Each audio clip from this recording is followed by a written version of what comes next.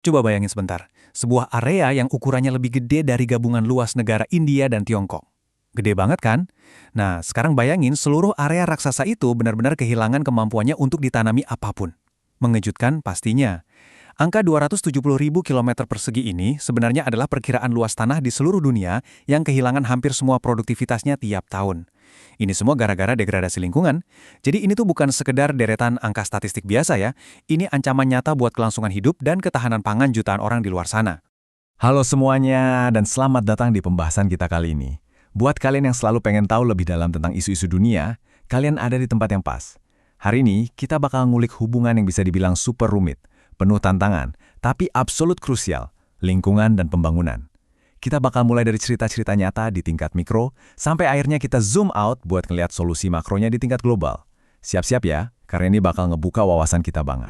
Oke, langsung aja. Ini peta jalan kita hari ini. Pertama, kita bahas jebakan kemiskinan dan lingkungan. Kedua, menilai modal lingkungan kita. Terus yang ketiga, ada kisah dua desa. Keempat, kita masuk ke krisis pemanasan global. Dan terakhir, gimana caranya beradaptasi dengan keadaan yang tak terhindarkan. Kita mulai dari bagian pertama, jebakan kemiskinan dan lingkungan.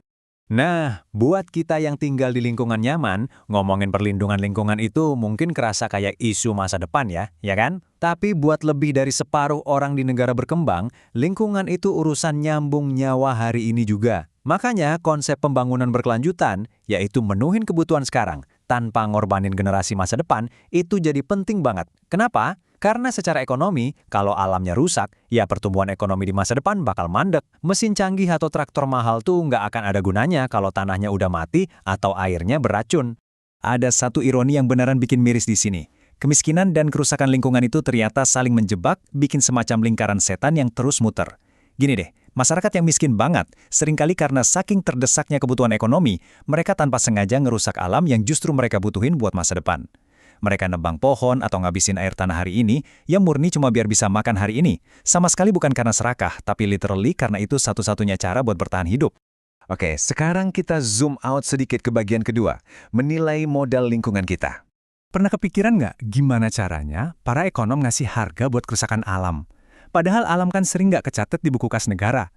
Nah, di akuntansi lingkungan ada yang namanya NNI Bintang, atau Pendapatan Nasional Bersih Berkelanjutan. Ini tuh tolok ukur yang jauh lebih jujur buat ngelihat apa sebuah negara beneran maju atau enggak. Caranya, dari Pendapatan Nasional Bruto atau GNI, kita kurangi penyusutan modal fisik yang namanya DM, kayak mesin pabrik yang rusak.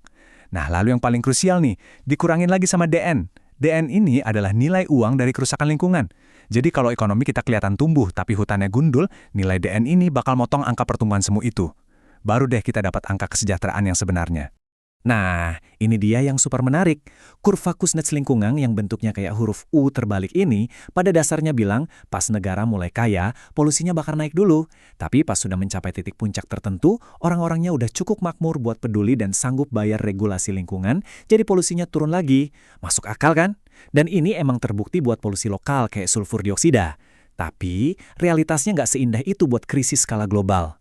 Emisi gas rumah kaca misalnya, nggak gampang ikutin pola kurva yang melengkung ke bawah ini. Bukannya turun, emisi global justru seringkali makin meroket seiring makin tingginya tingkat konsumsi di negara-negara kaya.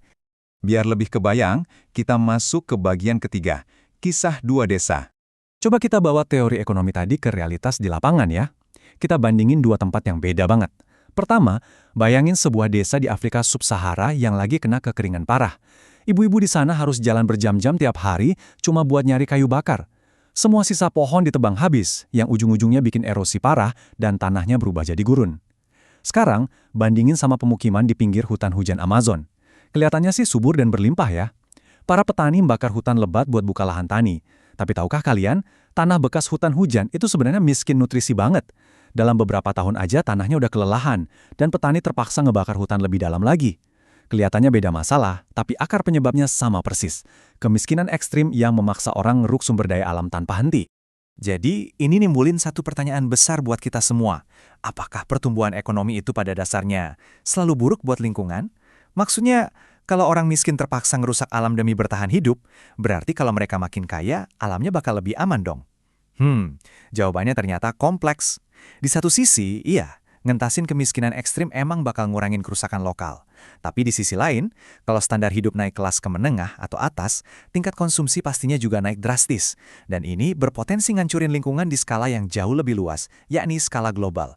Ini beneran salah satu tugas paling berat dalam sejarah pembangunan manusia. Makanya kita harus ngadepin krisis skala makro ini di bagian keempat, krisis pemanasan global. Kalau kita lihat data makro dari IPCC soal krisis iklim ini, wah, beneran bikin merinding. Dampaknya itu bahkan menghantam wilayah-wilayah tertentu dengan sangat brutal. Di Afrika Sub-Sahara, proyeksinya adalah tekanan kekeringan ekstrim yang bisa ngancurin sistem pertanian mereka secara total. Di Asia, jutaan orang yang tinggal berdesakan di daerah pesisir atau megadelta bakal berhadapan sama banjir pesisir yang dahsyat. Sementara di Amerika Latin, kita ngelihat ancaman hilangnya keanekaragaman hayati dan rusaknya hutan Amazon secara permanen. Jadi, ini bukan cuma sekedar soal cuaca lagi panas ya, ini tentang hilangnya ruang hidup buat jutaan manusia. Ada satu kutipan luar biasa dari The Stern Review yang langsung hit the nail on the head, ngena banget. Dibilang gini, negara-negara berkembang termiskin akan terkena dampak paling awal dan paling parah akibat perubahan iklim, meskipun mereka hanya memberikan sedikit kontribusi dalam menyebabkan masalah tersebut. Ini yang sering disebut di dunia ekonomi sebagai ketidakadilan utang karbon. Bayangin aja, negara-negara maju udah ngebangun ekonomi mereka lewat emisi masif selama lebih dari seabad. Dampaknya kayak gagal panen, banjir bandang, dan penyakit mematikan justru paling keras menghukum populasi termiskin negara berkembang yang dari awal emang nggak nyumbang banyak emisi. Gadil banget kan? Jadi, apa yang bisa kita lakukan sekarang? Kita masuk ke bagian terakhir, beradaptasi dengan keadaan yang tak terhindarkan. Menghadapi realitas iklim yang keras ini, kita nggak bisa cuma nyalahin masa lalu. Kita harus gerak cepat buat ngelindungi nyawa di wilayah rentan. Poin krusialnya di sini adalah kita harus bisa bedain secara jelas antara mitigasi dan adaptasi. Mitigasi itu ibarat upaya nyegah supaya lukanya nggak makin parah di masa depan, contohnya lewat ngebangun pasar karbon global atau program pelestarian hutan seperti REDD+. Tapi faktanya, sebagian dari perubahan iklim itu udah tak terhindarkan lagi. Cuacanya udah bergeser. Disinilah adaptasi masuk. Adaptasi ini adalah tindakan persiapan langsung hari ini. Misalnya, ngedistribusiin benih pertanian yang kebal kekeringan, ngebangun tempat berlindung dari badai, atau masang sistem peringatan cuaca dini buat masyarakat. Kalau kita bedah lagi, pelaksanaan adaptasi ini sebenarnya ada dua bentuk. Yang pertama, adaptasi terencana. Ini tuh kebijakan makro yang biasanya dipimpin sama pemerintah, kayak ngebangun infrastruktur irigasi masif. Nah, yang kedua, dan ini benar-benar nunjukin betapa tangguhnya umat manusia, adalah adaptasi otonom. Tahu nggak, tanpa harus nunggu bantuan resmi dari pemerintah pun, keluarga dan petani miskin ini secara otomatis dan tangkas nyari cara buat bertahan. Mereka geser jadwal tanam sendiri, ganti jenis ternak yang dipelihara, atau nyari kerja sambilan lain buat nutupin kebutuhan keluarga. Jadi strategi iklim yang benar-benar sukses di masa depan, itu pasti harus mendukung dan ngegabungin kedua jenis adaptasi ini. Pada akhirnya, semua rentetan penjelasan tadi nyisain satu pertanyaan besar yang cukup provokatif buat kita renungkan. Akankah komunitas internasional benar-benar mau turun tangan dan ngasih dukungan dana yang substansial buat ngebantu negara berkembang beradaptasi? Dari apa yang kita pelajari hari ini, jelas banget kalau masalah krisis lingkungan dan kemiskinan itu ibarat dua sisi koin yang nggak bisa dipisahin. Solusi untuk mitigasi dan adaptasi nggak bisa ditanggung sendiri-sendiri. Butuh kerjasama dan komitmen pendanaan dari seluruh dunia. Ini bukan cuma soal perdebatan isu hijau doang ya, tapi ini soal tanggung jawab ekonomi dan moral kolektif kita bareng-bareng demi masa depan umat manusia. Saya harap penjelasan kali ini bisa ngasih sudut pandang yang benar-benar baru buat kalian dan bikin makin penasaran buat terus ngulik isu krusial ini. Terima kasih banyak udah dengerin dan belajar bareng hari ini.